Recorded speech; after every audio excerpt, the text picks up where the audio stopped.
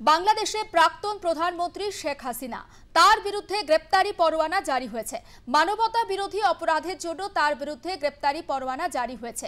আর সেই গ্রেপ্তারি পরোয়ানা শুধুমাত্র যে শেখ হাসিনার বিরুদ্ধে জারি হয়েছে এমনটা কিন্তু নয়। হাসিনার সময়ে যিনি স্বরাষ্ট্রমন্ত্রী ছিলেন তার সময়েও কিন্তু জারি হয়েছে বা তার বিরুদ্ধেও জারি হয়েছে এই গ্রেপ্তারি পরোয়ানা।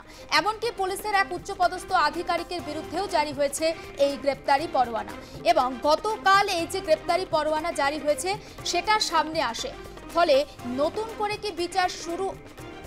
আন্তর্জাতিক অপরাধ ট্রাইব্যুনালে এই যে হাসিনা তিনি কিন্তু অপরাধী প্রমাণিত হয়েছেন। গত বছরের জুলাই থেকে কোটা সংরক্ষণ বিরোধী আন্দোলন ক্রমশ তীব্রতর হয়ে উঠেছিল বাংলাদেশে, আপনারা জানেন।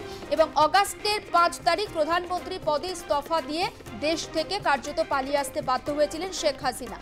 আমি নিউজ রুমে যাব, আমাদের প্রতিনিধি সুচারু মিত্রের সঙ্গে কথা বলবো। সুচারু, দেখো, অন্তর্বর্তী সরকারের প্রধান উপদেষ্টা মোহাম্মদ ইউনূস, তার প্রধান কাজ কি? যত দ্রুত সম্ভব বাংলাদেশে নির্বাচন করা। কিন্তু সেটা না করে হাসিনার বিরুদ্ধে আন্তর্জাতিক অপরাধ ট্রাইব্যুনালে যে গ্রেপ্তারি পরোয়ানা জারি হয়েছে সেটাকে কি তিনি হাতিয়ার করবেন, হাতিয়ার করে এগোতে চাইবেন আগামী দিনে? না, সেটাই হাতিয়ার। যখন থেকে 5ই আগস্ট থেকে শেখ হাসিনা বাংলাদেশ ত্যাগ করেছেন তখন থেকে কিন্তু এটাই হাতিয়ার। এবং ডক্টর ইউনূস খুব ভালো করে জানেন যে হাসিনার যদি প্রত্যাবর্তন ঘটে যায় বাংলাদেশে তাহলে তার গদি তো টলমলই, তার সঙ্গে যারা রয়েছেন তাদের অবস্থাও খারাপ হয়ে যাবে। সেটা খুব ভালোভাবে আন্দাজ করতে পারছেন ডক্টর ইউনূস। এবং সে কারণেই এই আন্তর্জাতিক অপরাধ ট্রাইব্যুনালের যে বিচার প্রক্রিয়া শুরু হয়েছে এবং ইতিমধ্যেই তাতে গ্রেপ্তারি পরোয়ানা জারি করা হয়েছে শেখ হাসিনার বিরুদ্ধে, এটা করে আসলে শেখ হাসিনাকে চাপে রাখতে চাইছে ডক্টর ইউনূসের সরকার। এবং আন্তর্জাতিক অপরাধ ট্রাইব্যুনালে তাকে কিন্তু একেবারে শেখ হাসিনাকে কিন্তু বন্ড ক্রিমিনাল হিসেবে দেখিয়ে দেওয়া হয়েছে এবং হত্যাকারী হিসেবে দেখানো হয়েছে। ফলে এই জায়গায় দাঁড়িয়ে ওই যে ইমেজটা তার খারাপ করা হয়েছে, শেখ হাসিনার ইমেজ বা ভাবমূর্তিটাকে খারাপ করা হয়েছে, সেটাকেই কিন্তু কাজে লাগাতে চাইছে ডক্টর ইউনূস এবং তার সরকার।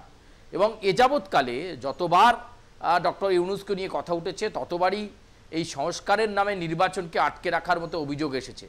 কয়েকদিন আগে বাংলাদেশের রাস্তায় সেনা নেমেছিল এবং শেষমেশ ওয়াকারুজ্জামান পরিস্থিতি সামাল দেন। কিন্তু এই মুহূর্তে যা পরিস্থিতি চলছে তাতে করে বাংলাদেশের সার্বিক পরিস্থিতি মোটেও ভালো নয়। এবং তার উপর শেখ হাসিনাকে এই গ্রেপ্তারির গেঁড়োয় আটকে রাখার চেষ্টা করা হচ্ছে। কিন্তু গ্রেপ্তার এখন হবে কি করে? ভারতবর্ষ তো তাকে ফেরতও দেয়নি এবং ভারতবর্ষে এমন জায়গায় আত্মগোপন করে রয়েছেন শেখ হাসিনা, সেখানে নাগালও পাচ্ছে না। বাংলাদেশ ভারতকে বারবার বলছে শেখ হাসিনাকে ফেরাও, শেখ হাসিনাকে ফেরত দাও, শেখ হাসিনাকে ফেরত দাও, সেই ফেরতও আসছে না। ফলে যথাযথ একটা চাপ এই মুহূর্তে কিন্তু বাংলাদেশের ভেতরে আভ্যন্তরীণ চাপ, সেই আভ্যন্তরীণ চাপ কিন্তু কাজ করছে ডক্টর ইউনূসের মাথায়। গ্রেপ্তারি পরোয়ানা জারি করেছে। যতক্ষণ পর্যন্ত গারদে জেলে না শেখ হাসিনাকে ভর্তি করা যাচ্ছে ততক্ষণ পর্যন্ত শান্তির নিঃশ্বাস নিতে পারছেন না ডক্টর ইউনূস। এটাই এখন সার্বিক এবং বাস্তবিক চিত্র এই মুহূর্তে বাংলাদেশে। এটা খুব স্বাভাবিক এবং তারা চাইছেন শেখ হাসিনা যাতে গড়াদে চলে যাক বা জেলে চলে যাক, তাহলে অন্তত অনেকটা হাঁপ ছেড়ে বাঁচবেন ডক্টর ইউনূস। দেখো, এই স্ট্র্যাটেজি আগেও নিয়েছেন ডক্টর ইউনূস। তোমার নিশ্চয়ই মনে থাকবে চিন্ময় কৃষ্ণ দাস ব্রহ্মচারীর কথা, যিনি এতদিন পর্যন্ত জেলে রয়েছেন। এখনও পর্যন্ত তার বিরুদ্ধে রাষ্ট্রদ্রোহিতার কোনো অভিযোগ নেই। কয়েকটা ক্ষেত্রে তিনি জামিন পেলেন, আবার তাকে 3-4টে মামলা দিয়ে দেওয়া হলো। আবার 3-4টে মামলা খেয়ে এই মুহূর্তে জেলের নিশিম অন্ধকারেই কাটাচ্ছেন চিন্ময়কৃষ্ণ দাস ব্রহ্মচারী। তিনি কি করেছিলেন? বাংলাদেশে সংখ্যালঘু হিন্দুদেরকে একত্রিত করে চট্টগ্রাম থেকে একটি লং মার্চের ডাক দিয়েছিলেন। ব্যাস, তাতেই ডক্টর ইউনূসের মাথা খারাপ হয়ে গেছে। ফলে এই মুহূর্তে বাংলাদেশের যে সার্বিক পরিস্থিতি তা অত্যন্ত উদ্বেগজনক। আবারও বলা হচ্ছে, যতক্ষণ পর্যন্ত বাংলাদেশে নির্বাচন না হচ্ছে স্থায়ী সরকার পাওয়া ভাগ্যের ব্যাপার। ততক্ষণ পর্যন্ত বাংলাদেশের স্থিতাবস্থা বজায় রাখা অত্যন্ত কঠিন। সে হাসিনাকে ফাঁসির গেঁড়োতেই দেওয়া হোক বা অন্য কিছুই ব্যবস্থা করা হোক বা আওয়ামী লীগকে নিষিদ্ধ করাই হোক, এই মুহূর্তে ডক্টর ইউনূসের কাছে স্ট্র্যাটেজি আর কিছু নেই, এটা খুব পরিষ্কার।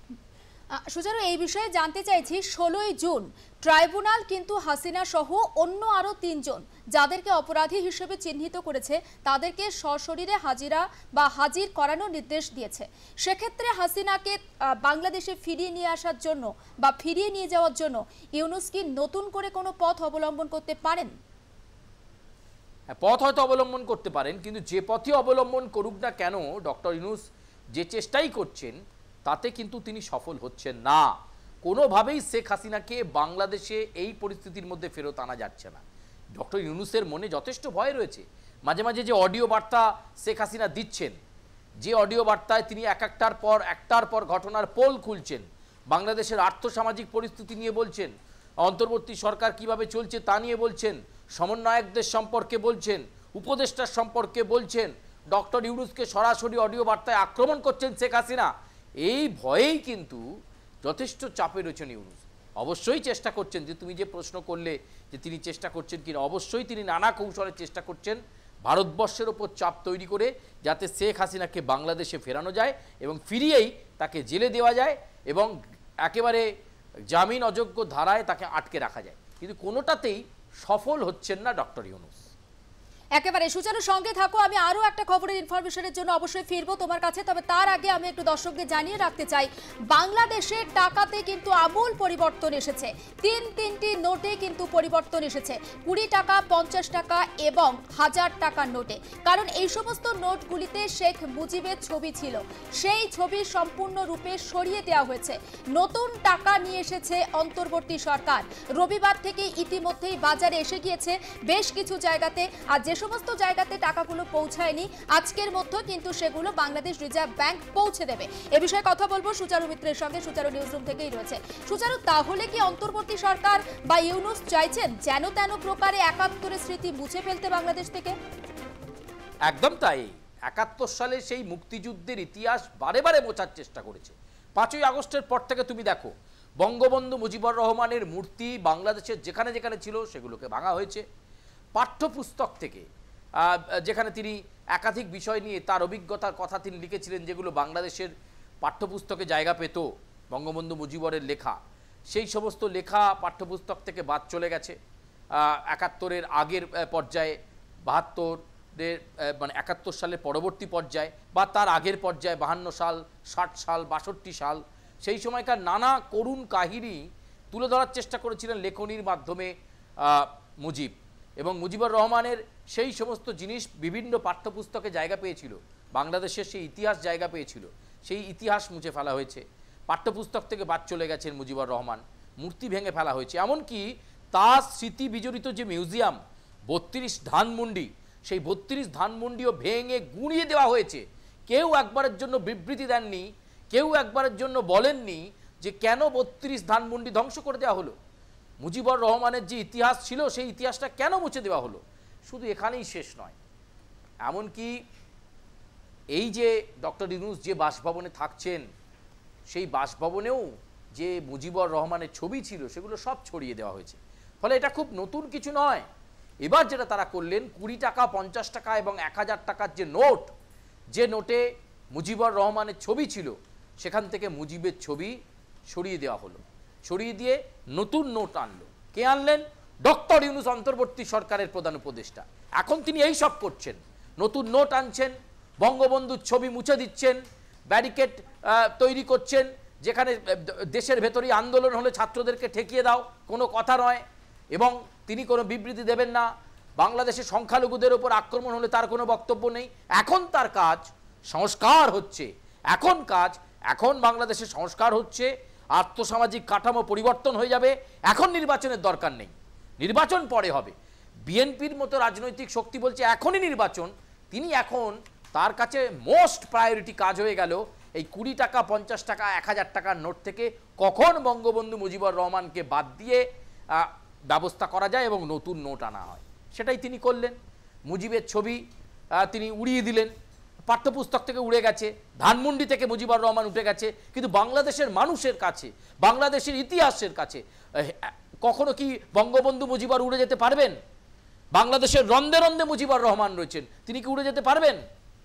হয়তো সেটাকে উড়িয়ে দেওয়া সম্ভবপর হবে না, কিন্তু মানুষের মন থেকে আপেক্ষিকভাবে ডক্টর ইউনূস যে চেষ্টা করছে এবং তার সরকার যে চেষ্টা করছে যে মুজিবুর রহমানের কোনো স্মৃতি রাখা যাবে না, যে কারণে পাঠ্যপুস্তক থেকে তিনি গেলেন, ধানমন্ডি থেকে গেলেন, বাংলাদেশের একটা জায়গাতেও তার মূর্তি আর নেই।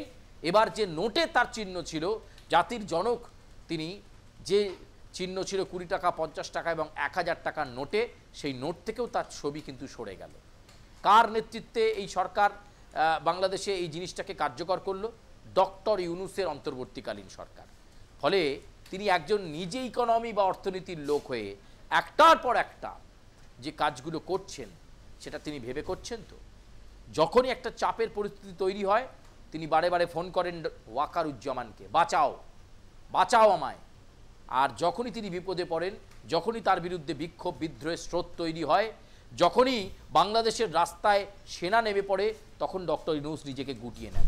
আবার কিছুদিন স্বাভাবিক হলো, আবার যত রকমের কাজ করা যায় নিজের ক্ষমতা বলকে সামনে রেখে সেই কাজটা তিনি করতে চাইছেন। আসলে তিনি বাংলাদেশের প্রধানমন্ত্রী হতে চান, অনেকেই এই কথা বলছেন। এই নাহিদ সহ একাধিক রয়েছেন, হাসনাত আবদুল্লাহ, এরা চাইছেন অন্তর্বর্তী সরকারের প্রধান উপদেষ্টা পরবর্তীকালে বাংলাদেশের সাধারণ নির্বাচনে দাঁড়িয়ে তিনি প্রধানমন্ত্রী হবে, নির্বাচিত সরকারের প্রধানমন্ত্রী হয়ে তিনি বাংলাদেশকে বদলে দেবেন। কিন্তু বাংলাদেশের একটা বড় অংশ ডক্টর ইউনূসের এই যে ফাঁকিবাজি বা বুজরুকি, সেটাকে তারা ধরে ফেলেছেন। তারা বুঝে গেছেন ডক্টর ইউনূসকে দিয়ে বাংলাদেশের সার্বিক উন্নয়ন সম্ভব নয়। নির্বাচন হোক, নির্বাচনে বিভিন্ন রাজনৈতিক শক্তি যাকে নির্বাচিত করে নিয়ে আসবে, প্রকৃতভাবে নির্বাচন হবে, তারাই দেশ চালাক, অন্তত স্থিতাবস্থা বজায় থাকবে। কিন্তু ডক্টর ইউনূসকে দিয়ে যার কিছু হবে না সেটা খুব পরিষ্কার, কারণ তিনি সুযোগ পেলেই একেবারে জাতির জনক অথবা ৭১-এর মুক্তিযুদ্ধের ইতিহাস, বাংলাদেশের স্বাধীনতা সংগ্রামের ইতিহাস, সেটাকে তিনি মুছে ফেলে নাকি নতুন ইতিহাস রচনা করবেন, সেই নেশায় ডক্টর ইউনূস মেতেছেন। সে কারণে 20 টাকা, 50 টাকা, 1000 টাকার নোটে আর রইল না মুজিবুর রহমানের ছবি। একদম, অবশ্যই নজর থাকবে সুচারু। আপাতত তোমাকে ধন্যবাদ। হয়তো মোহাম্মদ ইউনূস এটা জানেন না যে দ্রুত নির্বাচন করানোর জন্য এই বাংলাদেশের সেনাপ্রধান জেনারেল ওয়াকারুজ্জামানও কিন্তু অনবরত চাপ দিয়ে আসছেন ইউনূসের উপরে। সবটা মিলিয়ে বাংলাদেশের বর্তমান পরিস্থিতি কি হবে? ইতিহাস কি বদলাতে পারবেন ইউনূস, নাকি বাংলাদেশের রাজনীতিতে নতুন করে কোনো রকম একটা কোনো পট পরিবর্তন আমরা দেখব? অবশ্যই নজর থাকবে।